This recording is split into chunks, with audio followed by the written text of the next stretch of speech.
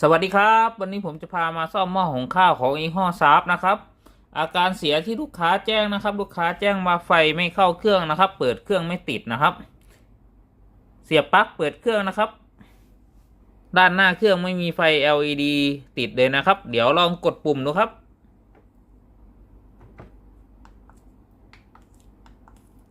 ไม่มีไฟเข้าเลยนะครับไม่มีไฟ LED ติดเลยอาการเสียตามที่ลูกค้าแจ้งนะครับเดี๋ยวผมจะพาแกะดูข้างในเครื่องนะครับว่าสาเหตุที่ไฟไม่เข้าเครื่องเกิดจากสาเหตุอะไรนะครับขั้นตอนแกะเครื่องถอดน็อตสกรูออก4ตัวครับ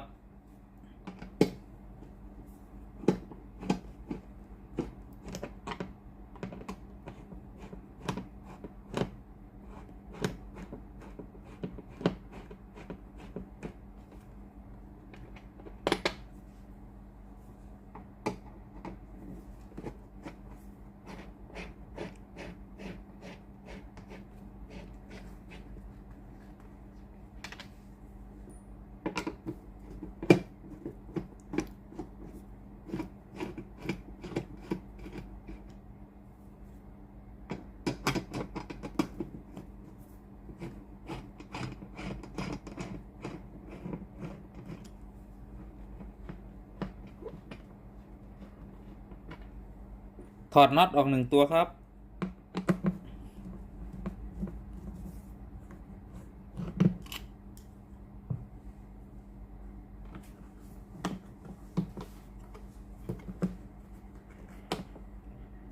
ถอดสายไฟออกครับ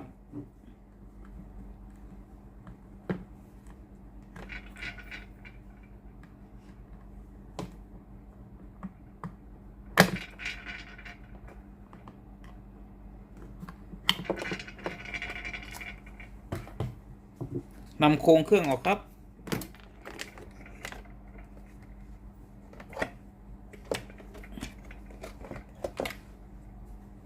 เก็บตัวรองฐานออกก่อนครับ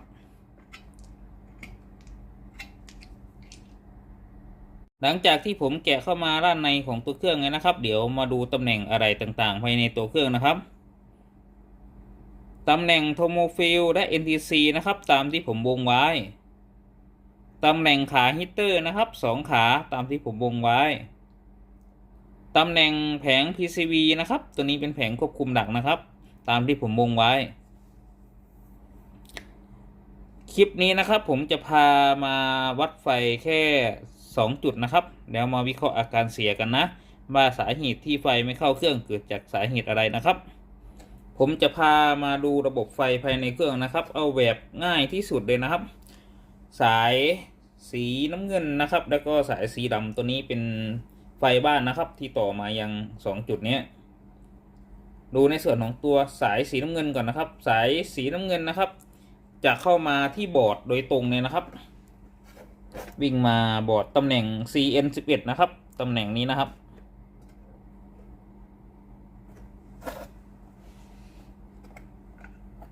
ส่วนสายสีดำนะครับสายสีดำตัวนี้จะวิ่งเข้ามาในส่วนของโทโมฟิลนะครับตรงนี้นะครับออกจากโทโมฟิลนะครับผ่านทางสายสีขาวนะครับ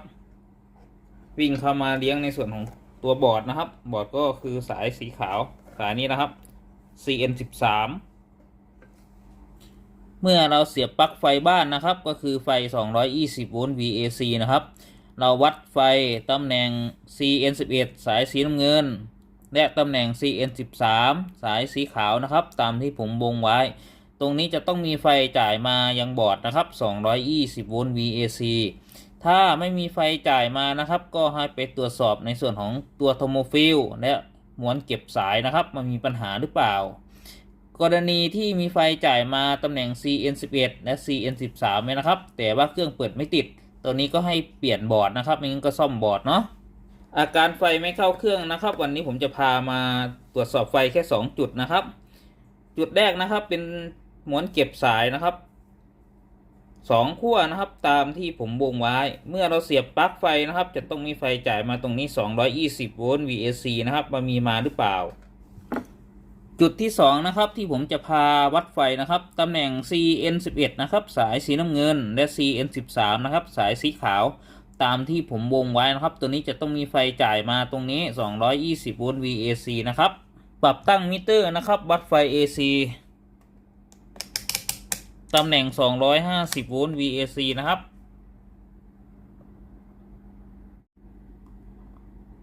เสียบปลั๊กไฟครับวัดไฟ2จุดนะครับตามที่ผมวงกลมไว้ให้ดูเข็มมิเตอร์นะครับตัวนี้มีไฟจ่ายมา2จุดนี้นะครับในกรณีที่ตรวจสอบไฟ2จุดนี้แล้วนะครับตรงม้วนเก็บสายถ้าไม่มีไฟจ่ายมาก็ให้ตรวจสอบสายไฟขาดด้านในหรือเปล่าหรือมีมุดเข้าไปด้านในหรือเปล่านะครับถ้ามีมุดเข้าไปหน้าคอนแทคด้านในนะครับก็จะไม่ต่อถึงกันจุดที่2นะครับที่ผมจะพาวัดไฟสายสีน้ำเงินนะครับแล้วก็สายสีขาวนะครับตามที่ผมวงไว้ให้เราสังเกตเข็มมิเตอร์นะครับเข็มมิเตอร์ไม่ขึ้นก็แสดงว่าตำแหน่งที่เราวัดตัวนี้ไม่มีไฟจ่ายมานะครับก็ให้เราเปลี่ยนในส่วนของโทโมฟิลนะครับกรณีที่เราวัดไฟแล้วมีไฟจ่ายมานะครับก็ให้เราเปลี่ยนในส่วนของตัวแผงบอร์ดนะครับซึ่งแผงบอร์ดนี้นะครับถ้าซื้อที่บริษัทใหญ่จะขายคู่กันเลยนะครับถ้าไม่อยากเปลี่ยนในส่วนของตัวแผงบอร์ดนะครับก็ให้ซ่อมแผงบอร์ดตำแหน่งโทโมฟิลนะครับที่เราจะเปลี่ยนออกก็ตามที่ผมวงไว้นะครับก็คือสายสีดำตัวนี้ไฟเข้ามาในส่วนของโทโมฟิลนะครับซึ่งโทโมฟิลจะอยู่ด้านในตัวโทโมสตัตนะครับตรงนี้แล้วก็ต่อมายังสายสีขาวเข้ามายังบอร์ดนะครับเดี๋ยวผมจะพาวัดค่าความต้านทานโทโมฟิลดูว่าขาดจริงหรือเปล่านะครับถอดสายโทโมฟิลออกจากวงจรก่อนครับ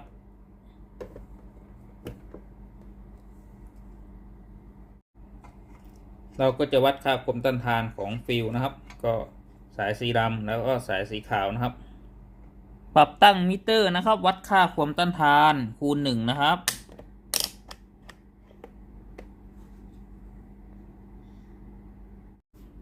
ให้ดูเข็มมิเตอร์นะครับตำแหน่งที่เราวัดสายสีดำและสายสีขาวนะครับตัวนี้เข็มมิเตอร์ไม่ขึ้นนะครับก็แสดงว่า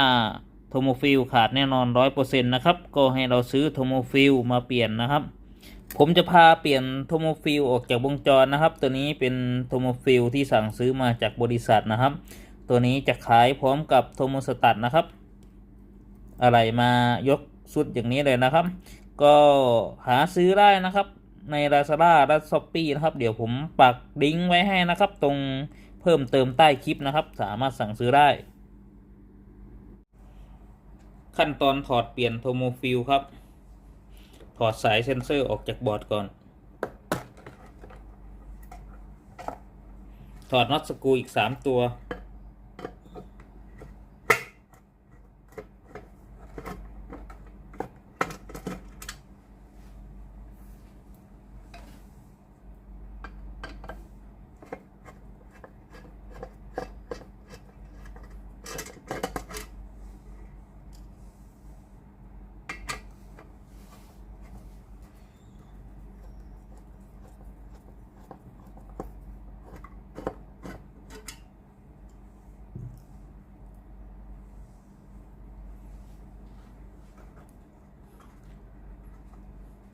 นำเขี้ยวล็อกหม้อก่อนนะครับดัดให้ตรง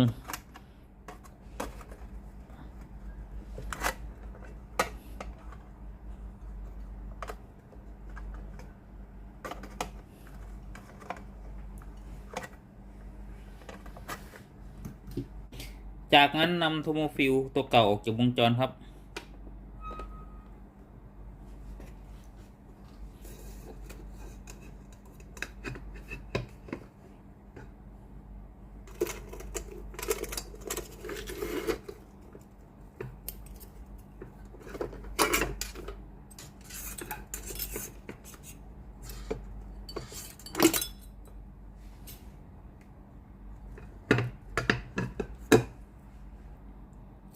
นำชุดโทโมฟิลตัวใหม่เข้าไปในวงจรครับ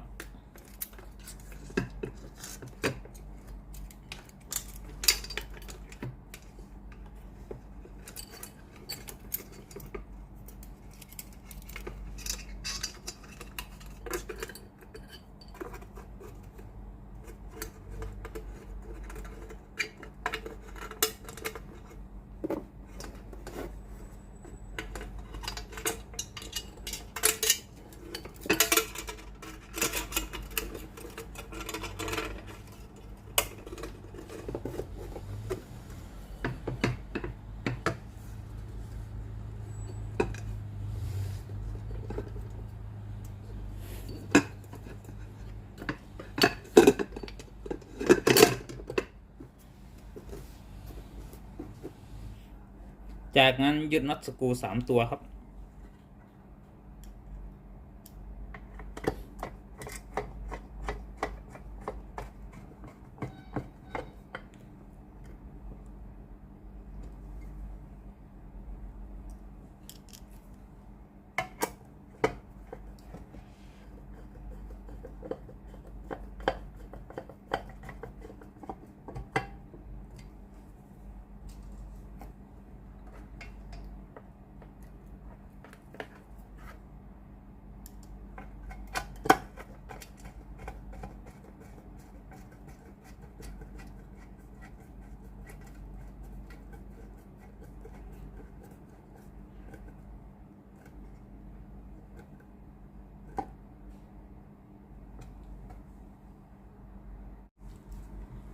จากนั้นล็อกอลูมิเนียมนะครับตรงขาโทโมสตัต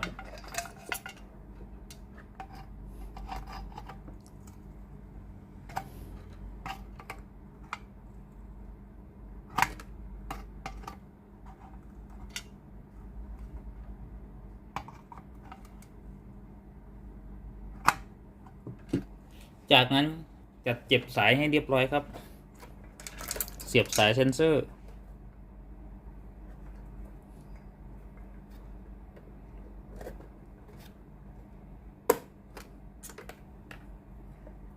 เสียบสายฟิลครับ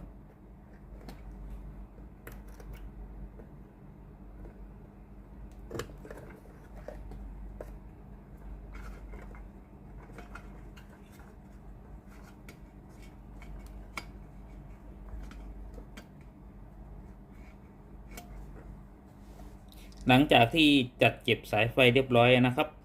เราก็จะประกอบในส่วนของตัวเครื่อง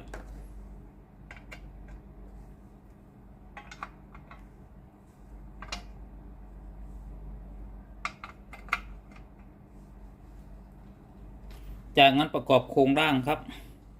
นำสายไฟขึ้นด้านบนนะครับ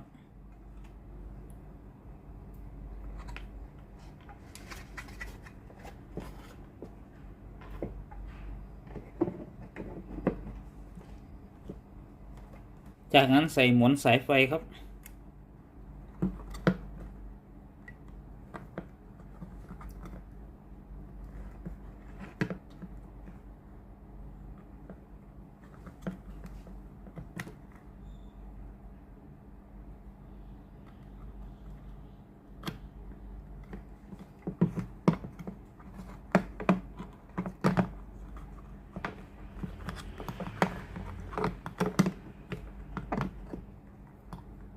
ขันน็อตสกรู5 ตัว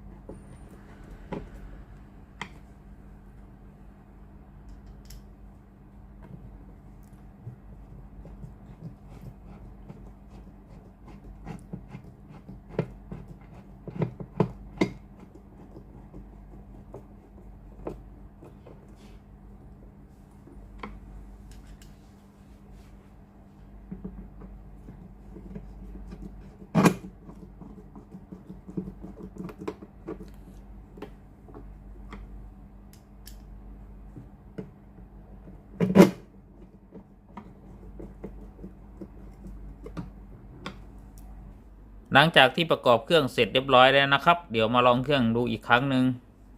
เสียบปลั๊กไฟ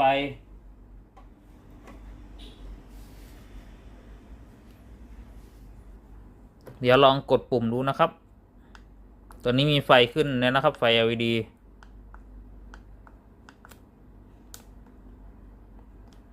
ไฟอุ่นก็ติดแล้วนะครับ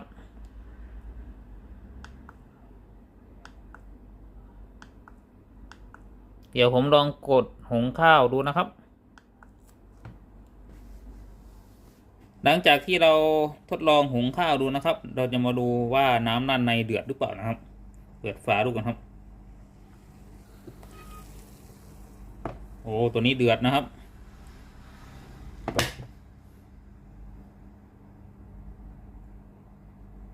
สรุปอาการเสียของหม้อหุงข้าวยี่ห้อซาฟนะครับ อาการไฟไม่เข้าเครื่อง ตัวนี้มีอะไรเสีย1ตัวนะครับก็คือโทโมฟิลนะครับสุดโทโมฟิลเสียนะขอบคุณครับที่รับชมคลิปวิดีโอครับขอบคุณมากๆครับฝากกดไลค์กดแชร์กดติดตามให้ด้วยนะครับขอบคุณครับเจอกันใหม่คลิปหน้าครับสวัสดีครับ